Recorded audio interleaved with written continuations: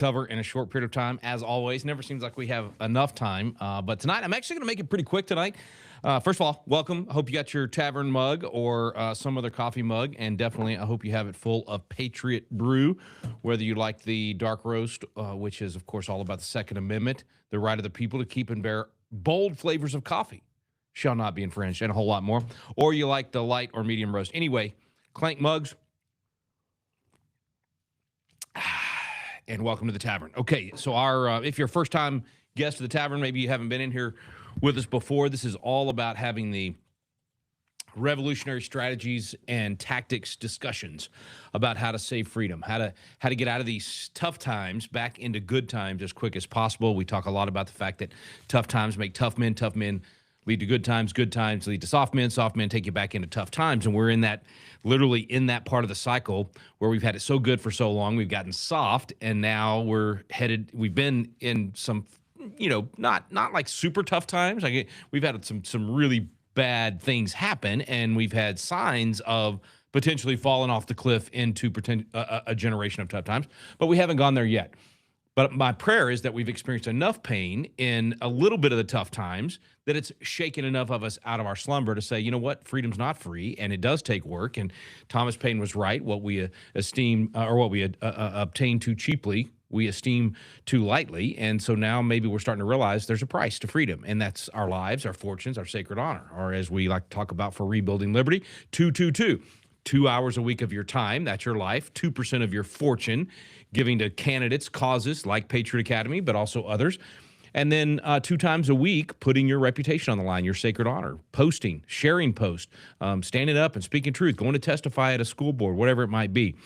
At any rate, now is the time to give of our lives, fortunes, and sacred honor a little bit of each of those 3 things so that we can save freedom for the future. So that's what we talk about here in the Tavern. If you're not familiar with the rich history of taverns in America's history, of course, in the Revolutionary period, so many taverns that played critical roles.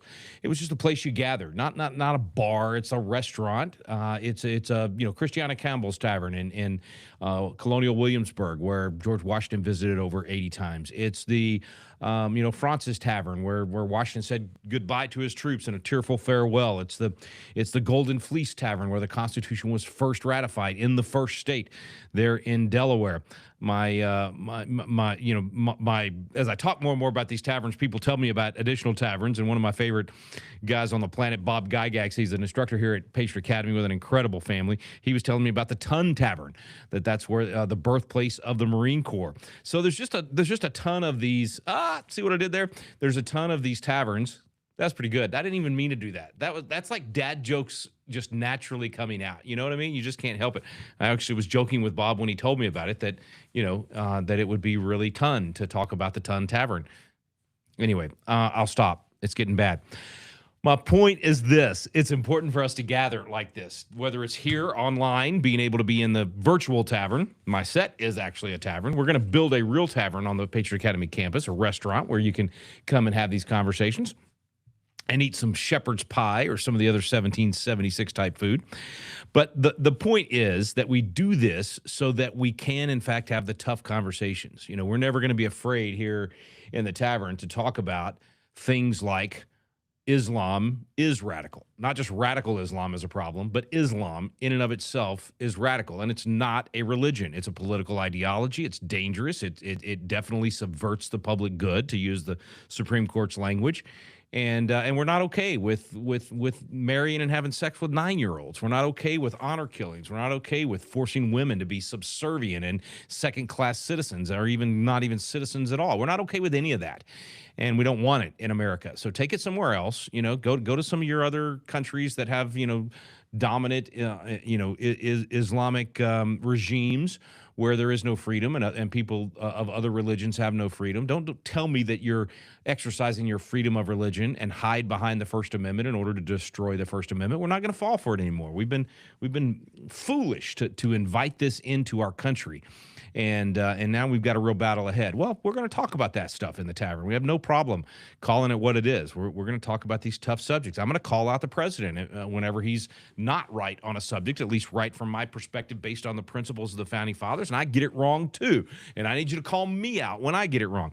But boy, I'm going to give the president praise when he does it right. And so most of the time for the last 12 months, 13 months now, no, 14 months now, I've been giving him a lot of praise because President Trump has done an outstanding job, probably arguably, and I need to measure these things quantitatively and actually put them in a spreadsheet, but I think probably the best 13 months, 14 months of any president in history. I think it has been truly remarkable what he's accomplished, what he's been able to do, both domestically and around the world. I mean, the peace deals, the things that he's done has been just it's hard to fathom. It really is compared to other presidencies, especially modern presidency, especially even I mean for sure compared to obviously Otto Penn administration with Joe Biden. That's not even in the same league.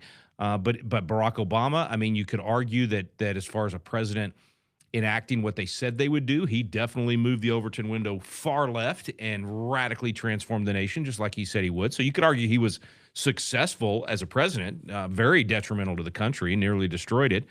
But Bush, 43, Clinton, Bush, 41. Reagan, it would be the closest thing, I think, to the success of President Trump. Certainly not Carter or Ford or Nixon or Johnson or Kennedy. I mean, you would probably have to go as far back as FDR to find a president that accomplished as much of what they said they were going to do and what they wanted to do. But I can't think of a single president in history that in 13, 14 months accomplished as much as this guy. Even some of the guys I named, like an FDR or even a Barack Obama, it took Obama 8 years to really move that Overton window to the left. It took FDR, what'd he end up with, 13, 14 years? I bet, Wade, if you're out there, you could probably help me on that. It was not the full 16 years. He died in that fourth term, but it took that length of time, and clearly internationally did phenomenal things, and went with what he did in World War II, even though Truman, of course, was president when we finally won, but moved the nation the direction he wanted to move the nation. But Trump has done it in 13 months.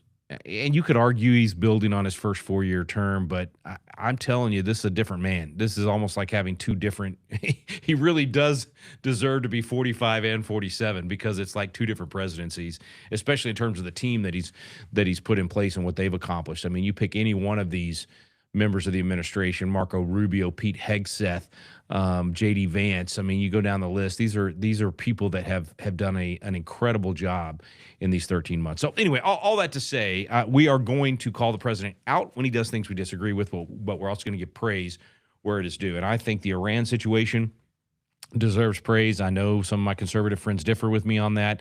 I don't understand a lot of the arguments that are being made. I understand the concerns, but I don't think they match up with the president. In other words, you can't just say that an action in and of itself is on its own can be judged as you would never do that because it might get us into a forever war. You have to, who's the guy making the decision, and will they get in and out and strike and not end up in a forever war? And in this case, you're ending a forever war anyway. To ignore that and ignore the 47 years that Iran has not just been a thorn in our side, but murdered and killed many of our citizens and many of our soldiers, it's just irresponsible. Or to take a protectionist viewpoint and act like you can build a wall all the way around America and not have to deal with situations around the world is just, I mean, it's childish, to be honest. Be nice. I'd love it if we didn't have to do anything around the world. If we could just take care of America and everything within our borders, that would be wonderful. That's not the real world. It's just not.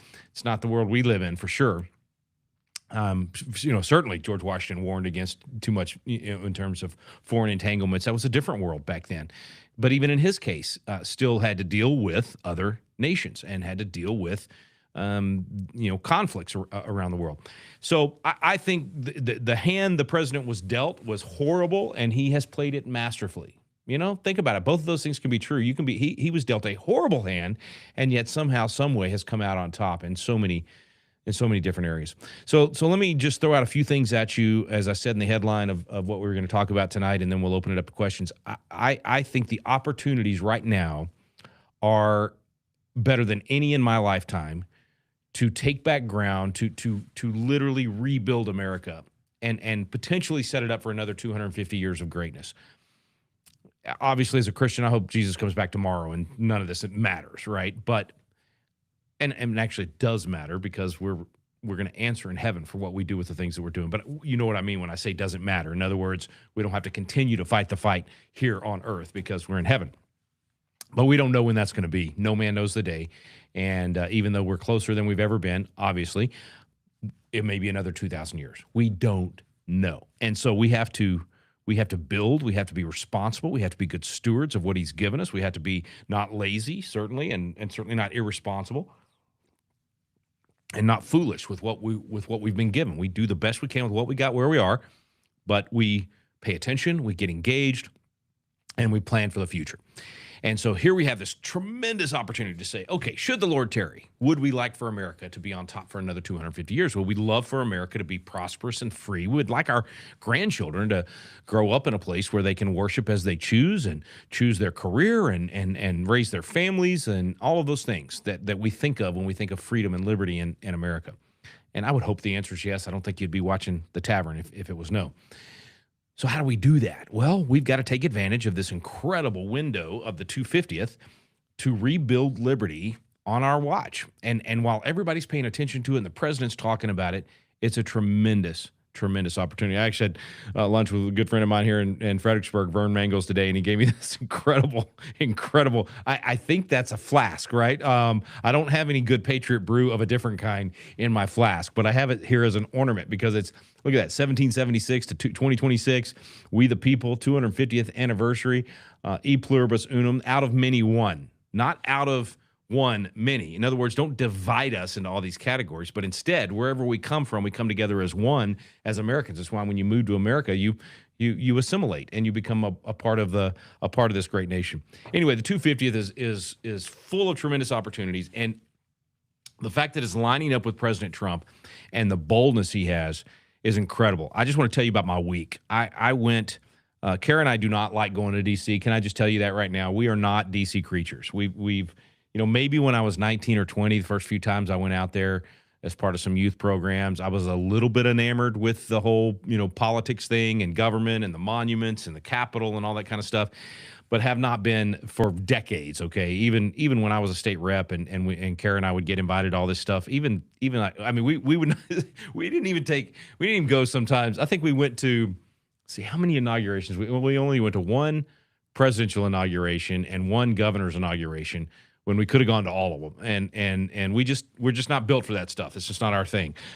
We do what we have to do to play the political game in order to accomplish the tasks that we've been given and fulfill the mission of Patriot Academy. But it's just not in our nature, okay? I don't like getting dressed up, and I don't like having to, trying to be nice now and say this. I don't like putting on a smile and acting like I like people I don't like. So anyway, all right. So that's DC has never been our cup of tea. The only thing I really enjoy doing when I go to DC is the after hours Capitol tour that I'm blessed to do once in a while. Used to do it a lot more with David and Tim Barton, or when they couldn't go, I would go. But that I do enjoy doing, because that is a special thing, and it's the best part, in my opinion, of DC. It's all those old stories and rooms and statues and paintings and the things that we love about our history. So I still enjoy doing that. Anyway, so we almost didn't go to DC last week. We had several invitations, and God just set up a great, really 24 hours. I mean, we weren't there that long, but it was like all of these different things that we had been kind of getting hints about coming to that we just hadn't gone and done. In fact, I hadn't gone back. I went to the White House pretty early in the Trump administration, back in February, I think it was, because we had some Patriot Academy grads working in some really good roles there in the White House. Went to see them and got to, do some of the cool stuff, I guess, but hadn't even been back. And what happened this last week was we got a great invitation from our friend Nate Schatzline, who is now he's a state rep in Texas, but he's joining the Faith Office in Washington D.C. in the National Faith Advisory Board, which has been given just tremendous, not just access at the White House, but policy input and impact. The Faith Office is one of only 12 or 13 offices in the West Wing, close to the president. The East Wing is where most all of the administrative stuff happens, and most people, when they say I'm going to the White House, they go to the East Wing. And but the Faith Office is actually over in the Paula White's office is over in the West Wing, and then the rest of the team is in the East Wing. But I say that just to say this president has given the faith community more access and impact, like actual influence in the policy and the future of the country and the decisions that are being made than any president in history. George Bush did a little bit of that in terms of he had like one person, but it was almost, I don't want to say it's for show. It was just for show, because I believe W is a man of faith, and that it did impact him, and he did want that part, but nothing like what President Trump has done. And what that has done is it has allowed for pastors and Christians to have a seat at the table and more of an impact in what's going on in our national policy. And so anyway, all of that to say, I'm really excited for Nate. He's getting to be very involved in all that and going to be doing that full time. And finishing out his term, but then those last 2 years of Trump's administration, he'll be even more involved. So anyway, Nate invited us to this White House briefing, which we've done those before. And again, it wasn't something that we, would have gone to D.C. just for that, but we were thankful that he invited us. And it was a chance to rub shoulders with some of the people we love.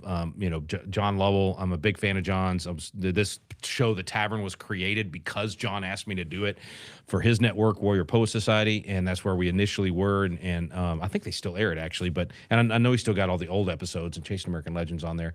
I finally got to meet Nick Freitas, who many of you, I told Nick, I can't believe how many people have told me I need to know you, and we need to be doing stuff together. He is a state, I think he just retired, state legislator in Virginia, and super viral online, has a huge following now. But man, one of us. And so we're hoping to do some cool stuff together. So anyway, got to hang out with some of those guys and other friends. But what was so cool was seeing all these pastors so excited. Some of these pastors really new to this arena, and the fire that was burning within them to influence what's going on. It helped reignite me. I'll tell you, I get tired like anybody else, and just kind of beat down, overwhelmed by so much going on. It was phenomenal, man. I was totally pumped with what I saw with the pastors that were there for the White House briefing. Okay, so that was cool, but that was not even the coolest part of the trip. We got to meet with some pretty high level folks on both education and, well, I don't want to name the agencies. Let me just say, let me just put it this way: that there has always been an interest in Patriot Academy graduates for jobs like, chief of staff for a state rep, or for a congressman, or even in some of the agencies, at the state and federal level, but very little at the federal level.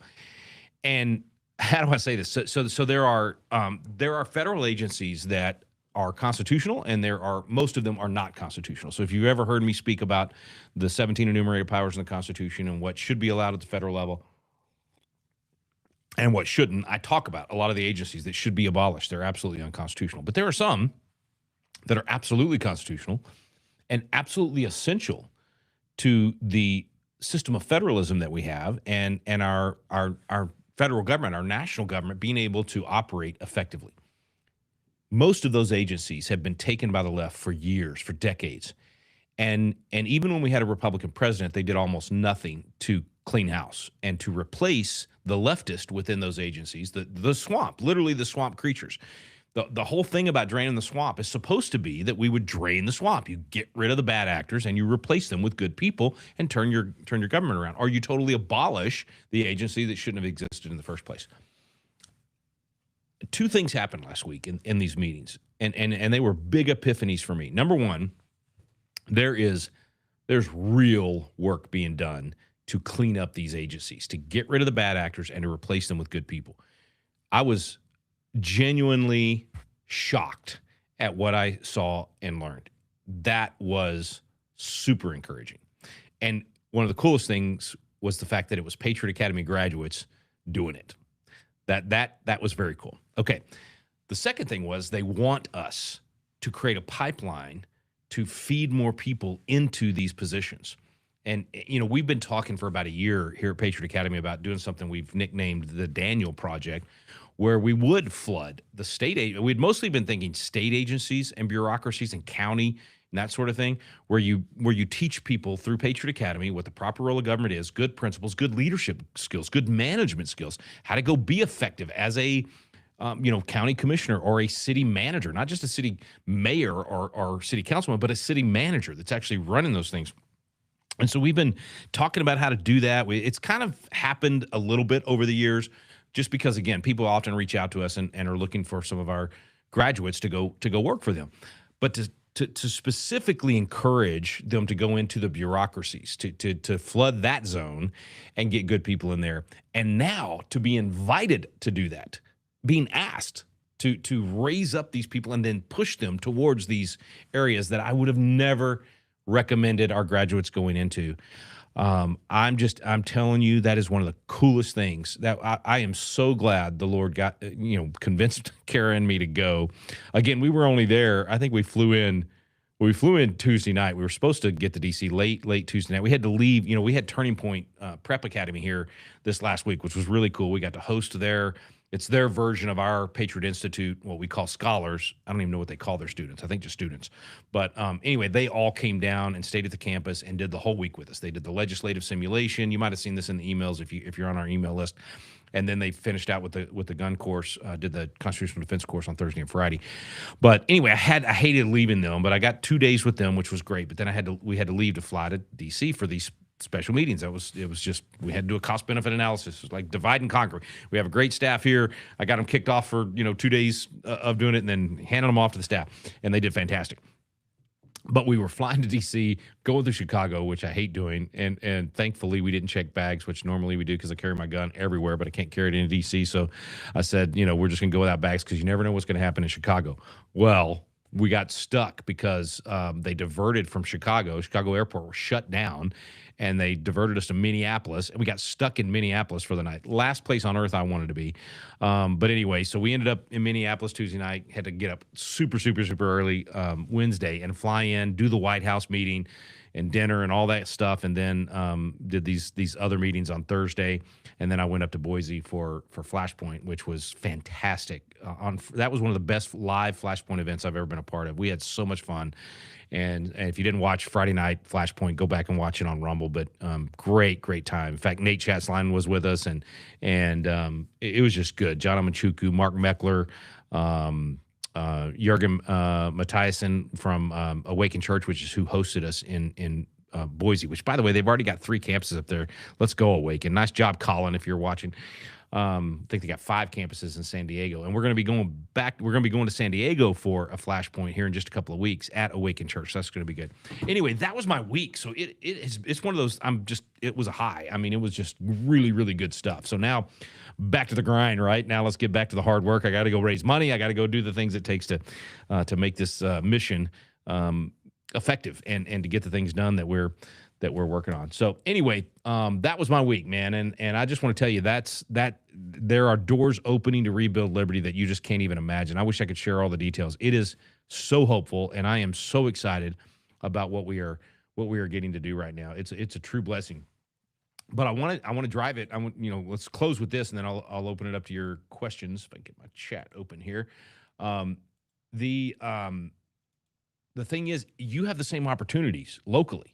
Like right now, you have incredible opportunities to rebuild Liberty. Right now, businesses, churches, political outlets in your community are looking for something to do for the 250th. They don't know what to do. So rebuild liberty in your community. Lead the effort to have a 250th celebration. Start doing the Rebuilding Liberty class in your home, at your church, wherever you can. People are hungry for it. Get a biblical citizenship class going. Get rolling in this stuff. I mean, you can build right there locally, just like what we're doing nationally and as well as locally here ourselves. All right. How about Renzo, thank you for supporting Flashpoint and Patriot Academy. Appreciate that. Flashpoint, by the way, is coming to the campus. We rescheduled. We got frozen out with the ice in January, coming in June. So watch for the Flashpoint announcements. Let's see. Oh, hey, Glenna. Good to see you in here. All right. Got Indiana in the house from Houston.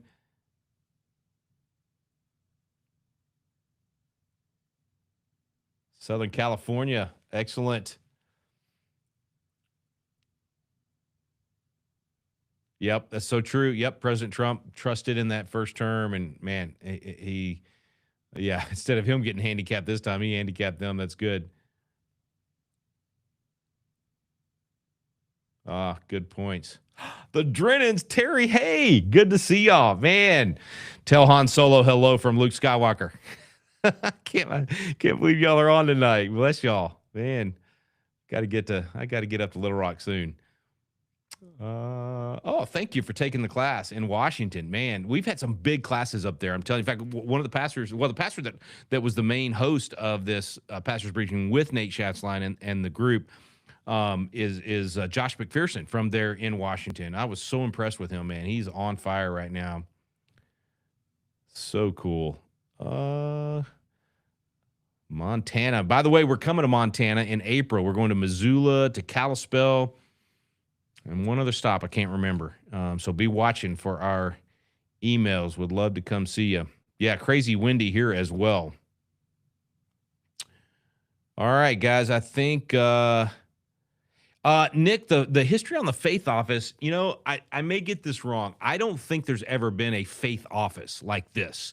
What they had in the past was usually like a faith liaison, nothing like this. And basically what happened was Paula White and Donald Trump go way back before he was president.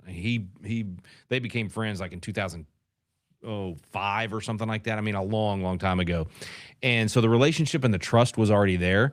And so it just opened the door for this to be something way bigger than what they had ever done in the past. And then, of course, you know, she brought in some great people, including some of our Patriot Academy grads. And now they have a faith office person in every agency.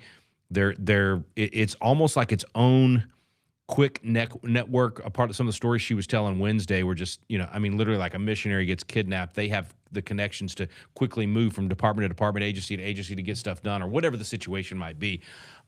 Really, really phenomenal. Very, very encouraging to see it happening and just knowing, you know, there's some great people there that are running that. Hey, Jeff, we miss you, man. When are you coming? I shouldn't say home because your wife is probably sitting with you watching this. It's going to be like, no, Arkansas is home. Constitution City is where he visits to work, but we miss you already. So I need some nanner pudding or something like that, man. Come on.